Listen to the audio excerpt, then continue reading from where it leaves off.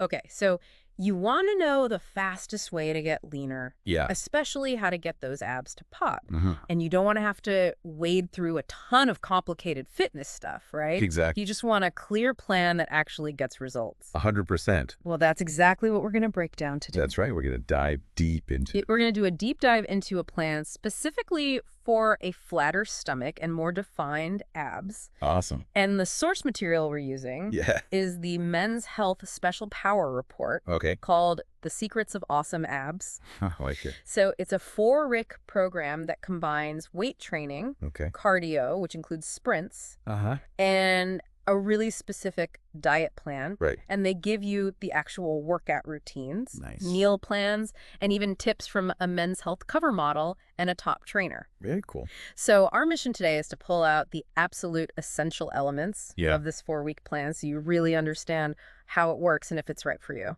It's all about efficiency and tangible results. Love it. Okay, so one of the most interesting things this report highlights is the connection between certain types of weight training and fat loss. Interesting. And it all comes down to something called growth hormone. I see. Now, this isn't just bro science. Right. They actually point back to a study from 1990 in the Journal of Applied Physiology that first started looking at this connection. Okay. And they also reference a more recent study, a 20-week study, that really focused on the role of growth hormone in building muscle. Okay. So the fascinating thing here is that growth hormone seems to have a two-pronged effect. Interesting. The 20-week study they referenced found that growth hormone was responsible for like 50% of the muscle gains experienced weightlifters were making. Okay. But, and this is really key for us today, it also helps reduce body fat. So it does both? It does both, yeah. That's fantastic. So according to exercise physiologist Dr. William J. Kramer, who is a researcher in those studies, growth hormone basically tells your fat cells to shrink.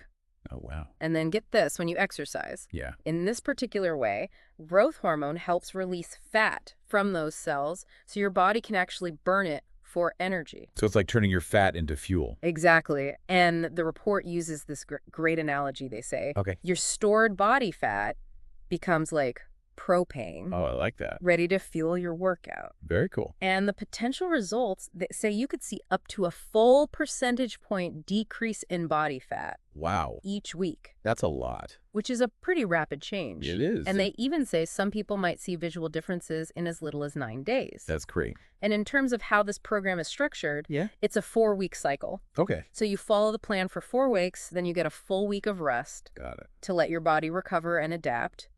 And then you can choose to repeat it. For another 4 weeks. For another 4 weeks. Okay. So it's this kind of on-off approach that can help prevent your body from hitting a plateau. Makes sense. Okay, so we've talked about why this approach works. Right, the growth hormone thing. Right, the growth hormone. Yeah. Now let's get into the what does this weightlifting program actually look like? I'm curious. So they based it on a 1990 Penn State study.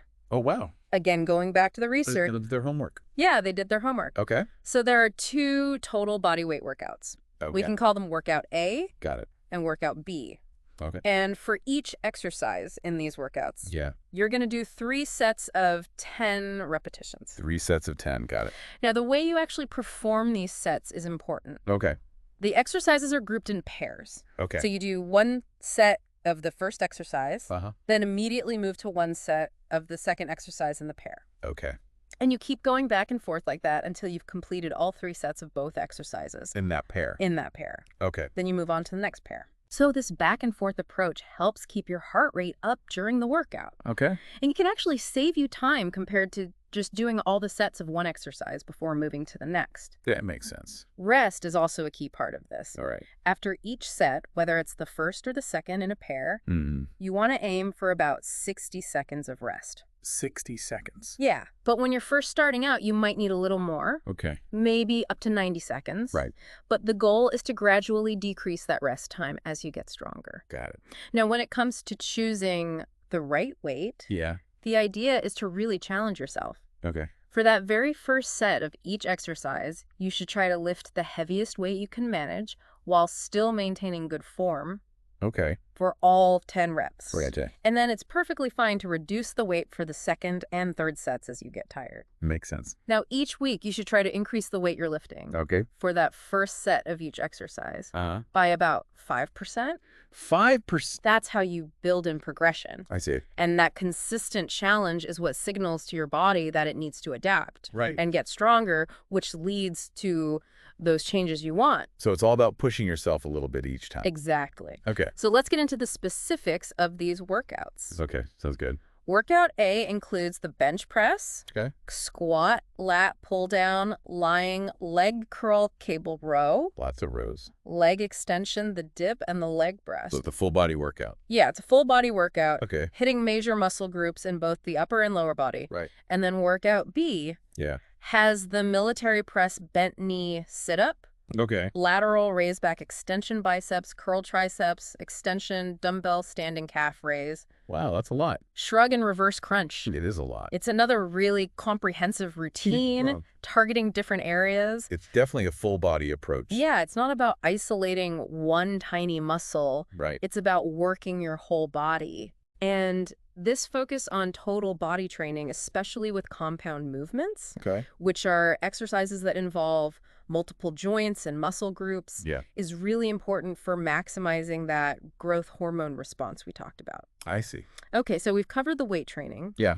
but this plan also includes a cardio and sprint program. Right. It's 3-pronged. It's 3-pronged, Okay. and there are 3 types of aerobic exercise: Okay. steady state interval workouts, Yeah. and those high-intensity anaerobic sprints. Okay. And the intensity of the aerobic work is based on your maximum heart rate. Your MHR. Yeah, your MHR, which you can estimate. How do you estimate that? You subtract your age from 220.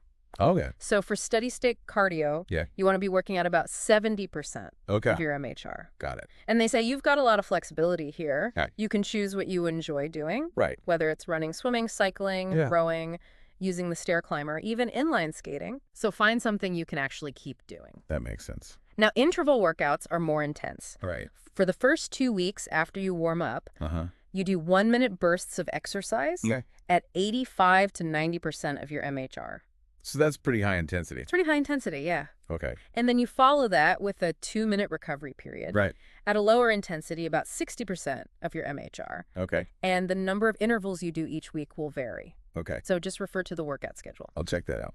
Now, in weeks 3 and 4, those interval durations change a little. Okay. You'll be doing 1.5-minute bursts At the same intensity. at the same intensity, so 85 to 90%. Okay. And then a slightly longer recovery period, Longer how long? 3 minutes 3 minutes. Okay. at 60%. Got it. And again, the number of intervals will be in the plan. Makes sense. And don't forget to warm up and cool down for 5 minutes before and after. Always important. Always important. Yeah. Okay, now let's talk about the sprints. Okay, so these are all outbursts of what we call anaerobic exercise. Yeah. Meaning your body's producing energy without relying heavily on oxygen. Okay. And that's just for a very short time. Okay. So the protocol here is 10 seconds of sprinting as hard as you can, Okay. followed by 50 seconds of complete rest. All right. Yeah. And just like with interval training, Yeah. you want to start and end each session with 5 minutes of easy jogging. Okay. And the number of sprints you do increases each week. Got it. These short, intense bursts are amazing for boosting your metabolism. Yeah, I've heard that. Now, the report includes a really helpful weekly calendar Okay. that shows exactly how to fit in the weightlifting, the interval training, Yeah. the steady state cardio, and the sprints. So it's all laid out for you. It's all laid out for you. Nice. And it's structured to maximize your results without overtraining. So each type of cardio plays a specific role. Exactly. Okay. Steady state is great for burning calories and improving endurance. While intervals and sprints are awesome for boosting cardiovascular fitness, Okay. and they create that afterburn effect. What's the afterburn effect? So it means you keep burning calories even after your workout is done. Oh, I like that. Okay, so we've covered how to move your body. Yeah. Now let's talk about what to fuel it with. Okay. So the diet plan was created by Dr. Susan M. Kleiner, Right. and it really emphasizes the importance of eating the right types of foods at the right times Just support your workout. to support your workouts. Got it. What's really cool is that the weekday meals are interchangeable, Meaning. meaning if you prefer Tuesday's menu, you can basically follow that structure for all the weekdays. Oh, that's handy. Yeah, it makes it easier to stick to. It does. But here's the catch. The weekend meal plans are different. Okay. They have higher calorie foods. Oh, I see. So they specifically say don't repeat the weekend meals during the week. So it's all about balance. Exactly. Okay. So let's look at some examples of what you might eat during the week. Sounds good. For breakfast, you could have a bagel with a little bit of butter. Okay. Or some eggs or cottage cheese with a glass of milk or toast and some fruit. Nice variety. Yeah. And for snacks, you could have things like fruit juice. Okay. Pretzels, graham crackers. Those are classics. Yeah, or low-fat pudding. So lighter options? Yeah, to keep you going. Makes sense. Lunch could be spaghetti and meatballs. Okay. Or a roast beef sandwich. Classic. A turkey sandwich with a salad. Nice. And before your workout, you could have a glass of milk. Okay. Some yogurt, or even milk with crackers and peanut butter. I like that. And then right after your workout, you'd have a specific post-workout shake. Right. For dinner, they suggest things like grilled chicken cheese, quesadillas, Okay. fish sticks, often with a salad, Uh-huh. some potato salad, or even a little low-fat ice cream. Sounds pretty balanced. It's all about balance, right? Right. Now, the weekend meals, as we said, are higher calorie. Yeah, what do those look like? They might include things like pancakes with butter and syrup, Oh, yeah? some low-fat frozen waffles, Okay. a cheese and tomato cucumber pizza. Homemade? Yeah, homemade. Wow. And even steak with a big potato. Sounds like a good weekend. It does. Okay. Now they're very specific about the timing of those snacks. Right. Snacks 1 and 2 you can have whenever you feel like it. Okay. The pre-workout snack should be about 2 hours before you exercise. Okay. And then that post-workout shake, you have that right after you finish. Got it. Now they also give you a recipe for the post-workout shake. Good is it? You blend 8 ounces of fat-free milk, Okay. 1 packet of Carnation instant breakfast powder, Okay. 1 banana, and a tablespoon of peanut butter. That sounds pretty good.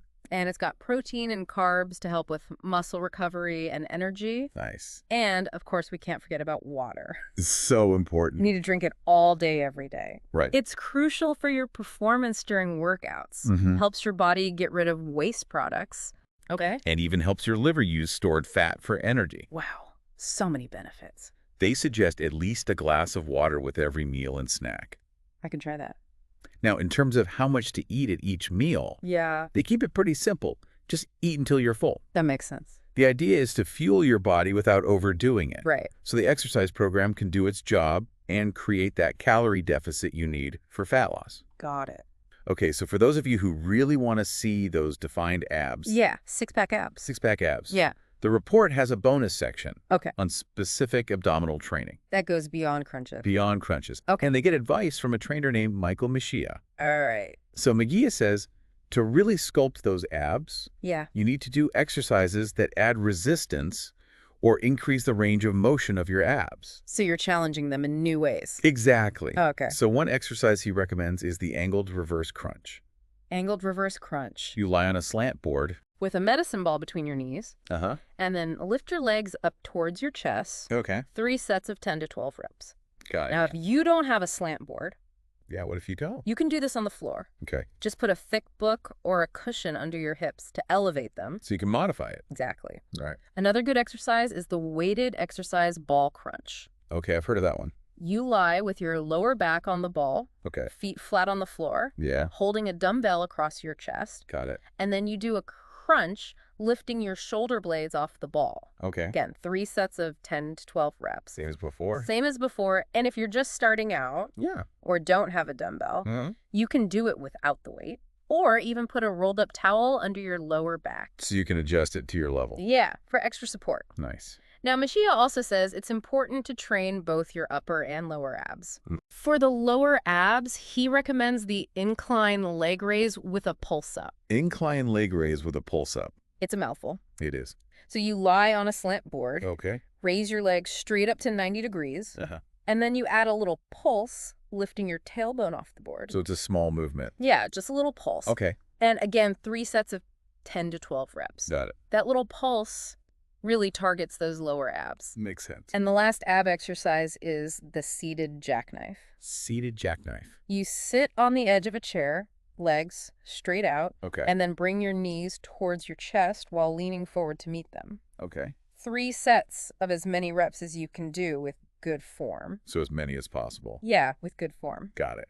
Now, they do say to do this at the end of your workout. Okay. When your muscles are warm. Yeah. And to make sure you stretch your hamstrings. Because they can get really tight during this exercise. Okay. So it's really cool to get these specific exercises. Yeah. To target different parts of your abs. For a more defined look. Exactly. Okay. Now, the report also has insights from Robert Gould. Who's that? He's a men's health cover model. Oh, cool. And he really stresses the importance of consistency. It's always about consistency. Yeah, he says people are always surprised by his age. Really? Because he looks so good. Interesting. And he says it's because of his consistent effort over time. Makes sense. It's not about going all out and then taking long breaks. Right. It's about staying consistent. God, yeah. No, even though he does a lot of outdoor activities like surfing and beach volleyball, Oh, wow. he still goes to the gym about 3 times a week. That's dedication. And he uses a technique called supersetting. What's that? He does exercises for opposing muscle groups back to back. So like chest and back. Yeah, exactly. Yeah. With minimal rest. Okay. So he's maximizing his time. And getting a full body workout. Yeah. Nice. He also talks about focusing on keeping tension in the muscles Okay. throughout the entire range of motion. So like squeezing the muscle. Yeah, he wants to feel those muscles working the whole time. I see. And he believes this helps him see results faster. Makes sense. It's not just about lifting the weight, it's about how you lift it. It's about the mind-muscle connection. Exactly. Okay. Now, his favorite ab workout, Yeah. What is it? he uses Aboriginal straps, Okay. which hang from a pull-up bar. Uh-huh. He starts with hanging oblique crunches, 10 reps on each side. 10 reps on each side, and then goes straight into hanging knee raises. Wow, that sounds intense. It's a tough workout. Okay. So let's recap this deep dive into the Men's Health 4-week plan. Sounds good. We've covered the science behind growth hormone release and how shorter, intense weight training sessions can trigger that and lead to fat loss. We looked at the 2 total body weight workouts, the cardio program with steady state intervals and sprints. It was a lot. It was a lot. Okay. And the diet plan that's designed to support all the hard work. Right, the fuel. Yeah, the fuel. Okay. We also looked at some bonus ab exercises and heard from a Men's Health cover model about consistency. And his go-to routine. And his go-to routine. Yeah. It's clear that this plan is designed for efficiency and to get you noticeable results. In a short amount of time. Yeah, in just 4 weeks if you stick to it. And that's key, the consistency. It's all about consistency. Yeah. So here's a final thought for you as you think about everything we've talked about today. Okay. I'm listening. What resonated most with you? Yeah, good question. Was it the science behind the hormonal response to exercise? Maybe. The structure of the workout? Possibly. The nutritional guidelines? Could be. Think about how you could integrate these principles into your own fitness journey. Yeah. Not just for abs, but for your overall health and well-being. That's important. It is. And remember what Robert Gould said. Yeah. Long-term consistency is where the real transformation happens. Couldn't agree more. Thanks for taking this deep dive with us. My pleasure. See you next time. See ya.